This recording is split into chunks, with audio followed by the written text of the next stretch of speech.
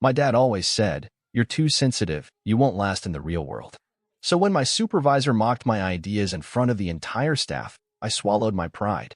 "You always have a plan, huh?" he sneered. 1 month later, the corporation implemented my system across 14 branches.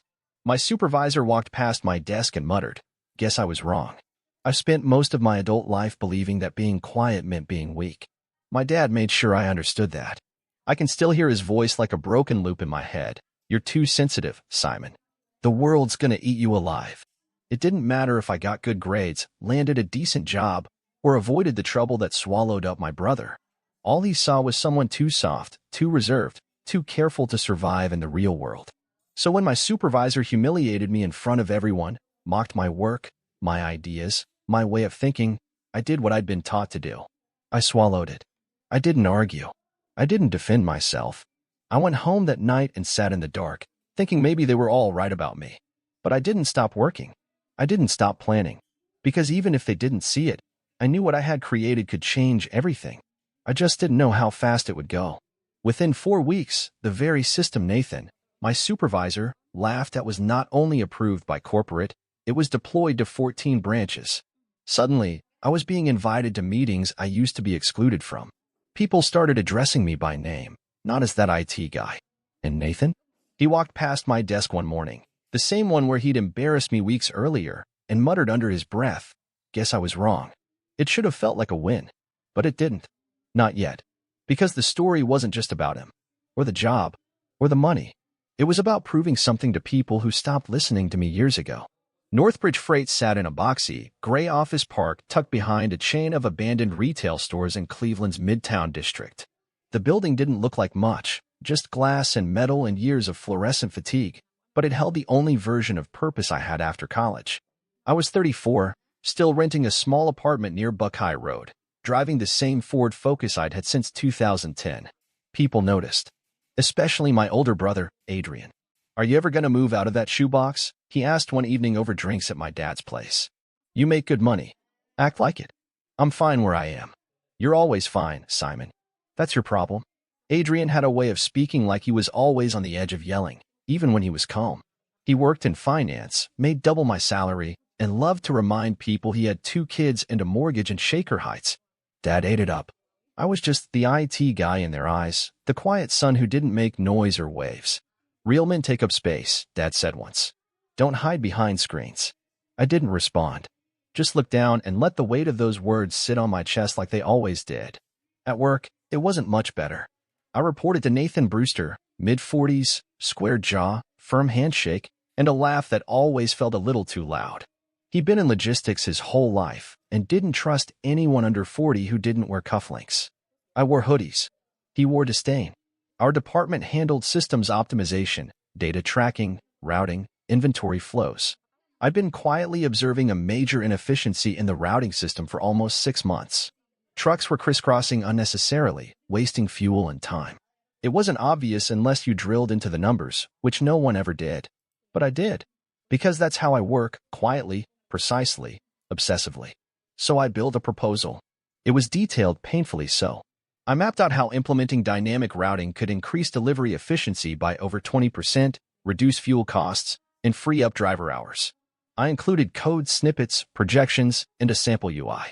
I even beta tested it with 2 of our oldest branches. They reported back glowing results. I brought it to our weekly team meeting.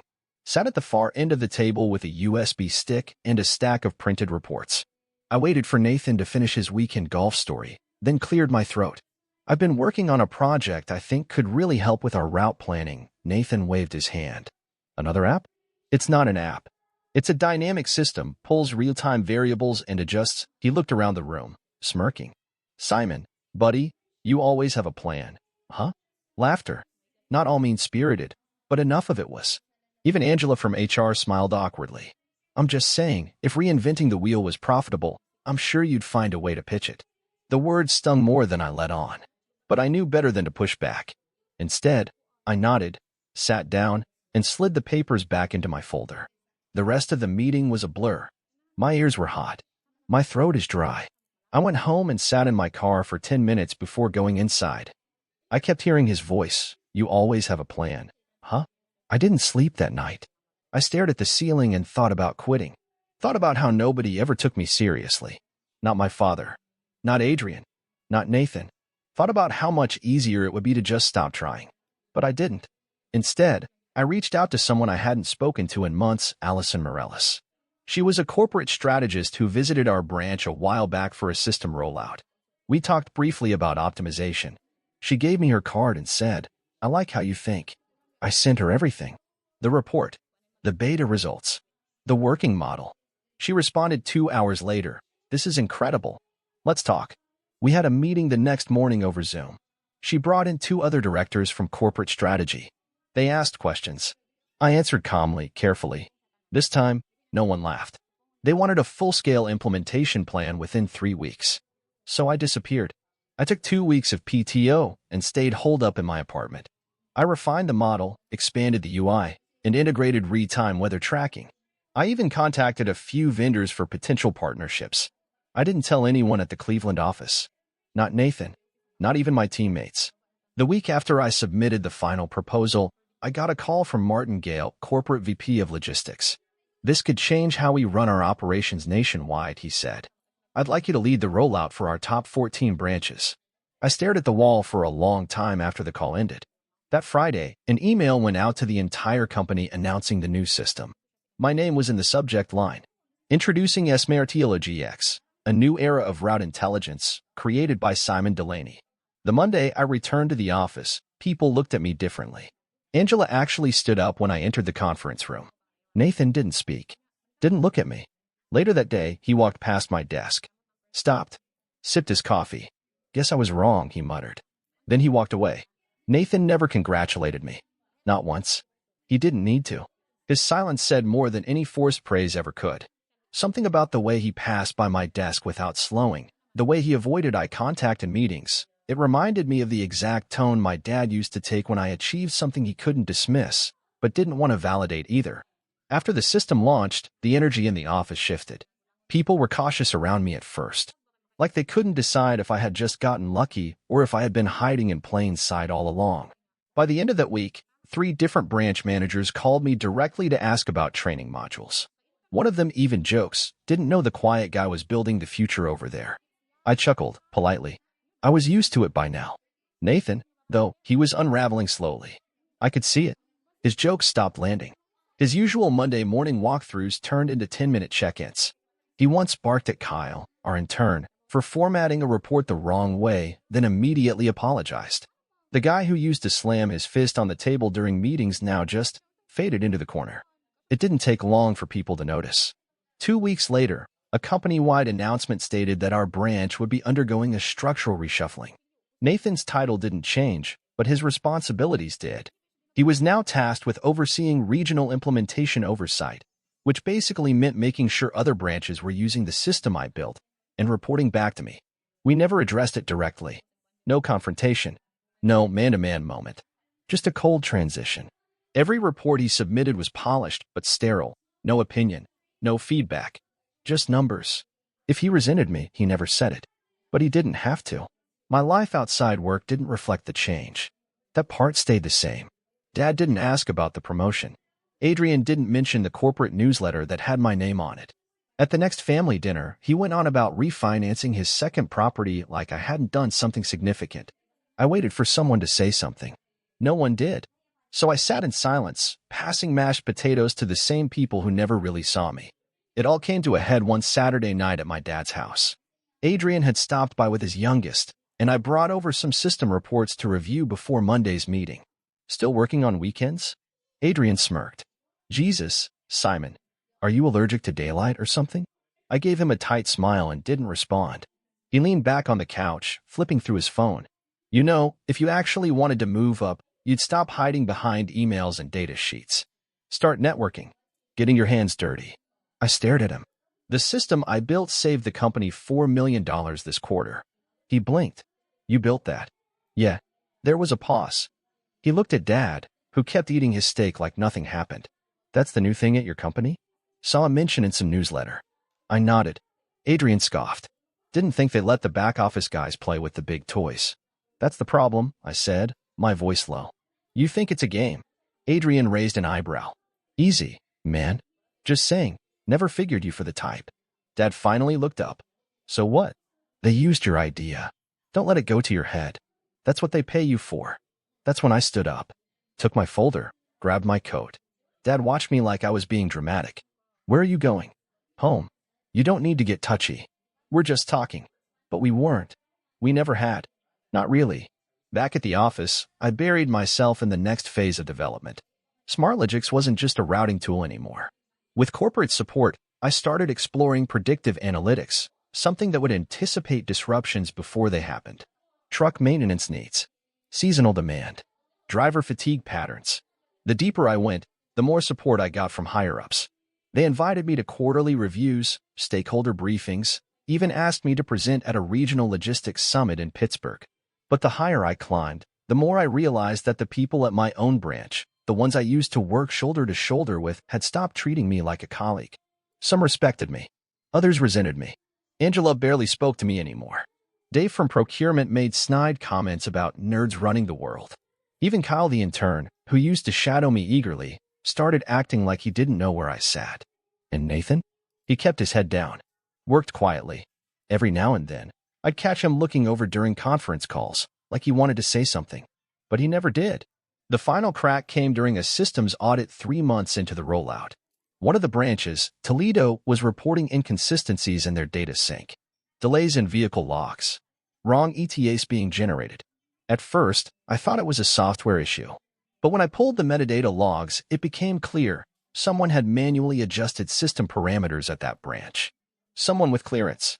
Clearance that Nathan had. I confronted him privately. We sat in the office break room, same table we used to eat lunch at. Same vending machine humming in the corner. You altered the dispatch settings, I said quietly. Nathan didn't deny it. Just leaned back and sighed. They were complaining, he said. Drivers didn't like being tracked so closely. Said it felt invasive. That's the whole point, I said. To optimize. I know, he said. But they won't follow a system they don't trust. You have to know when to ease up. You undermined the system, I said, trying to keep my voice steady. You didn't even tell me. He looked away. You're good at what you do, Simon. No one's denying that. But people aren't algorithms. They push back. I stared at him. And what about you? He met my eyes finally. I've been doing this for 20 years. And then some kid comes in and rewrites the whole map. I didn't do this to make you obsolete, Nathan. He smiled bitterly. Didn't you? Nathan's words lingered with me long after that break room conversation. Didn't you? I hadn't built the system to erase him. That wasn't the plan. But deep down, I understood what he meant. SmartLogix had changed the rules. It had shifted the power dynamic. People like Nathan, who thrived on dominance and tradition, were now answering to data they didn't fully understand. To someone like me. And he wasn't the only one uncomfortable with that. In the weeks that followed, I noticed subtle forms of resistance across several branches, manual overrides, delayed system updates, incorrect tagging of delivery zones. Small things that added up. I launched an internal audit tool, quietly tracking inconsistencies and flagging locations where user behavior was deliberately undermining the system. And sure enough, Nathan's assigned branches were lighting up like warning flares. I documented everything. Not for revenge. Not at first. But as a record. A receipt of the resistance. Then came the quarterly executive summit, hosted in our Cleveland headquarters. Corporate asked me to present the next stage of SMARTLOGX, predictive fleet health monitoring and real-time rerouting based on live weather and traffic conditions. A major expansion, and I was leading it. The conference room was packed. Martingale sat front and center, along with Allison Mireles, several regional managers, and VPs from finance and operations. Nathan was in the back. I saw him when I entered. Arms crossed, face unreadable. I walked them through the success metrics, operating costs down 17%, delivery times improved by 21%, fuel expenses reduced by over $3 million. But then I did something unexpected. I clicked to the next slide. It showed a map of branch-level system compliance. Red, yellow, green. Several of Nathan's branches were bright red. Over the past 2 months, we've observed strategic noncompliance in at least 5 branches, I said calmly. Not due to technical limitations, but deliberate overrides of system parameters. The room was quiet. I've documented every instance, including user-level logs, all authorized under the same regional access. I paused. Nathan Brewster. Heads turned. Some gasped. Nathan stood up. You're twisting this. I adjusted the systems based on driver feedback. Human factors matter. Then you should have brought that up during the weekly review, I replied. You didn't. You made those changes unilaterally, which compromised regional efficiency and cost the company close to $240,000 in lost optimization. Martingale leaned forward. Is this verified? Yes, sir, I said. Backed by system logs and mirrored backups. The full report is in your inbox. Martin turned to Nathan. You'll be placed on administrative leave pending review. Nathan didn't say anything, just stared at me. There was no malice in his eyes this time, just defeat. I watched him walk out of the room, and I felt nothing. No glee, no spike of adrenaline, just closure. After the summit, corporate offered me a new role, Director of Strategic Optimization. I would report directly to the executive board and oversee future implementations across all branches, not just logistics, but warehousing and customer services too. I accepted. They also gave me a discretionary team. I handpicked 5 people, 3 analysts from other cities, a developer I knew from college, and one intern who had once shadowed me but left the company early because no one takes people like me seriously. His name was Darius. He came back, and on his first day, I said, they will now. Back home, things began to shift too. Adrian called one evening, casual as ever. Hey, heard about that executive thing. Congrats. Thanks, I said, cautious. He paused. Didn't think you had it in you. I know, I said flatly. Another pause. I was wrong, he said, voice lower. That was all. He didn't say more. But it was the closest he'd ever come to admitting it. The final piece was Dad. I visited him on a Sunday afternoon. Brought over a new thermostat system, his old one barely worked. You're always fiddling with tech, he said, squinting at the screen. Don't trust anything without a dial. I built a system that manages freight for over 100 trucks, I said quietly. I think I can handle your thermostat. He chuckled. A rare thing. You doing all right, then? I am. Are you running the place now? Parts of it. He grunted. Never thought you'd last there, to be honest. I know. He looked at me for a long time. But I was wrong. I didn't answer. Just kept installing the thermostat. Because that was enough. Now, I'm not loud. I'm not flashy. I don't make speeches or post on LinkedIn about hustle culture. But I changed the company from the inside out. With numbers. With consistency. With restraint. People like Nathan taught me how to wait. People like my father taught me how to endure. And people like me? We don't explode. We build. Brick by quiet brick. Until one day, you walk into a room and realize you own the place they told you you'd never survive in.